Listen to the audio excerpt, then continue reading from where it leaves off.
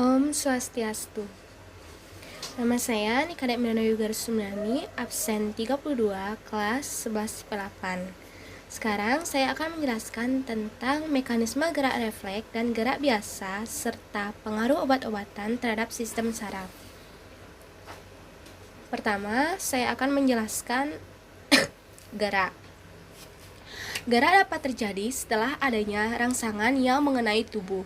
Rangsangan atau impuls adalah pesan yang diterima oleh reseptor atau tubuh dari lingkungan luar, kemudian dibawa oleh neuron atau serangkaian pulsa elektrik yang menjalari serabut saraf.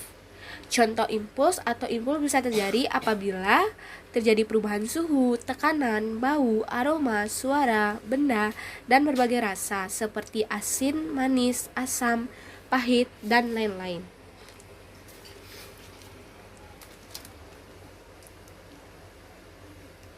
Selanjutnya, impuls yang diterima oleh reseptor dan disampaikan ke efektor kemudian dapat menyebabkan terjadinya gerakan. Reseptor itu adalah satu atau sekelompok sel saraf dan sel lainnya yang berfungsi mengenali rangsangan tertentu yang ada di luar tubuh atau di dalam. Sedangkan efektor itu adalah bagian yang menanggapi rangsangan yang telah diantarkan oleh pengantar impuls. Gerak ini dibagi menjadi dua, yaitu gerak refleks dan gerak biasa.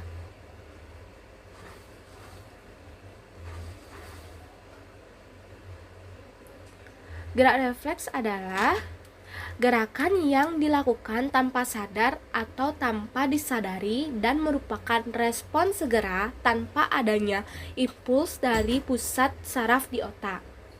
Contohnya itu seperti terkejut saat menginjak pecahan kaca, kaki otomatis naik. Contoh lainnya seperti saat jari terkena wajan yang panas, kan itu terjadi perubahan suhu, otomatis tangan juga naik. Pada gerak refleks, rangsangan yang datang dari reseptor tidak semuanya sampai ke otak untuk diolah. Selanjutnya, saya akan menjelaskan perjalanan impuls pada gerak refleks secara sistematis.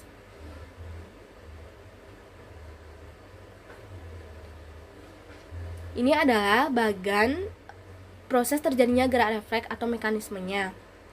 Yang pertama itu adanya rangsangan, kemudian menuju ke reseptor, diterima oleh saraf sensorik, menuju ke sumsum tulang belakang, menuju ke saraf motorik, diterima oleh efektor dan terjadi gerak. Di sampingnya ada gambar saat tangan terkena api dan otomatis tangan menghindar.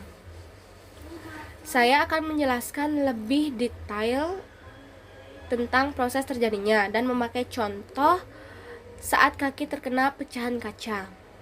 Rangsangan pecahan kaca yang mengenai kaki akan diterjemahkan oleh alat indera, yaitu kulit, menjadi sebuah impuls lalu diterima oleh reseptor.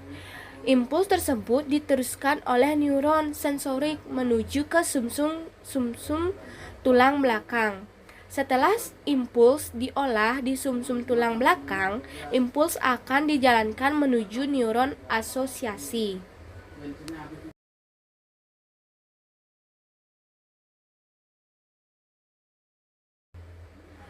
Dari neuron asosiasi, impuls bergerak menuju neuron motorik dan sampai ke efektor.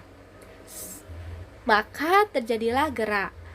Kita akan menarik kaki ke atas dengan cepat tanpa disadari sebelumnya.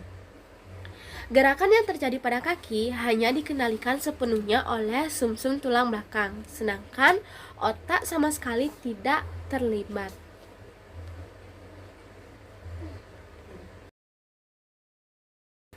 Pada umumnya, gerak refleks ini merupakan upaya tubuh untuk menghindari berbagai macam bahaya. Menurut pusat terjadinya refleks, gerak refleks dibedakan menjadi dua, yaitu gerak refleks otak dan refleks sumsum tulang belakang. Yang pertama, refleks otak, misalnya mengedipkan mata. Jalur refleks mata tidak melalui sumsum tulang belakang, melainkan langsung menuju otak. Adapun otak memberikan tanggapan di luar kemampuan sadar manusia. Jadi mengendalikan mata itu langsung menuju otak. Yang kedua, itu refleks sumsum tulang belakang. Misalnya itu refleks lutut, refleks siku, serta refleks pada ruas jari tangan atau kaki. Gerak refleks itu berpusat pada sumsum tulang belakang. Contohnya seperti tadi, saat jari terkena wajan yang panas, otomatis tangan akan naik. Itu tuh berpusat pada sumsum tulang belakang. Selanjutnya saya akan menjelaskan tentang gerak biasa. Gerak biasa adalah gerak yang disadari atau sadar, bisa dilakukan akibat perintah yang dibawa impuls dari pusat saraf otak. Contoh gerak biasa ini seperti berjalan, berlari, membuka payung, dan lain-lain gerak yang disadari. Urutan perjalanan impuls pada gerak biasa secara sistematis yaitu seperti ini. Nah, ini adalah pertama adanya rangsangan, lalu diterima oleh neuron sensorik, lalu sampai ke otak, dan diterima oleh neuron motorik, lalu menjadi efektor, dan terjadilah gerak.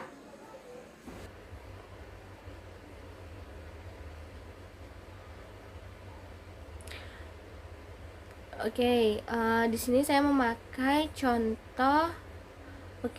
Saya akan menjelaskan lebih terperinci dan memakai contoh membuka payung saat hujan.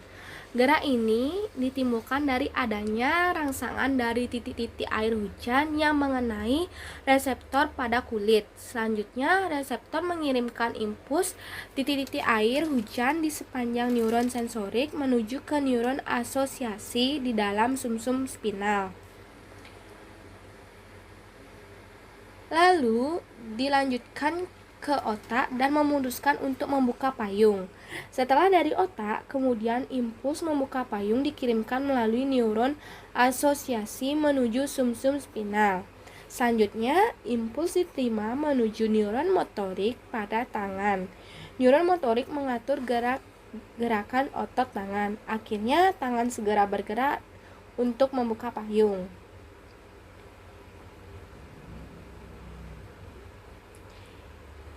Jadi gerakan membuka payung itu merupakan gerakan yang disadari sebelumnya. Dengan kata lain, sebuah gerakan yang terjadi karena adanya perintah dari otak. Gerakan demikian itu juga disebut sebagai gerak biasa. Poin kedua, saya akan membahas tentang pengaruh obat-obatan terhadap sistem saraf. Ada 4 macam obat-obatan yang dapat berpengaruh terhadap sistem saraf, yaitu yang pertama, sedatif, yaitu golongan obat yang dapat mengakibatkan menurunnya aktivitas normal otak. Contohnya Valium. Yang kedua, stimulan, yaitu golongan obat yang dapat mempercepat kerja otak. Contohnya kokain. Seperti pada gambar. Yang paling atas merupakan obat Valium, yang bawah obat kokain.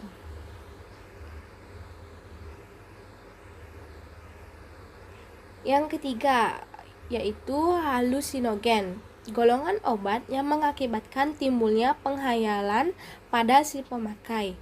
Contohnya ganja, ekstasi, dan sabu-sabu. Seperti pada gambar yang pertama. Yang keempat, painkiller, yaitu golongan obat yang menekan bagian otak yang bertanggung jawab sebagai rasa sakit. Contohnya morfin dan heroin. Pada gambar terakhir adalah gambar obat morfin. Golongan obat tersebut adalah narkotika. Secara medis, obat tersebut itu berfungsi golongan obat tersebut adalah golongan obat narkotika yang secara medis itu berfungsi untuk menghilangkan rasa sakit dan menimbulkan ketenangan. Tetapi jika disalahgunakan atau digunakan secara berlebihan, akan berdampak buruk terhadap sistem kerja saraf. Misalnya, hilangnya koordinasi tubuh karena di dalam tubuh pemakai kekurangan dopamin. Selain itu juga banyak efek buruk yang yang didapatkan, seperti rusaknya organ-organ yang lain dan sampai berujung kematian. Sekian presentasi dari saya. Saya tutup dengan Paramasanti. Om Santi Santi Santi Om.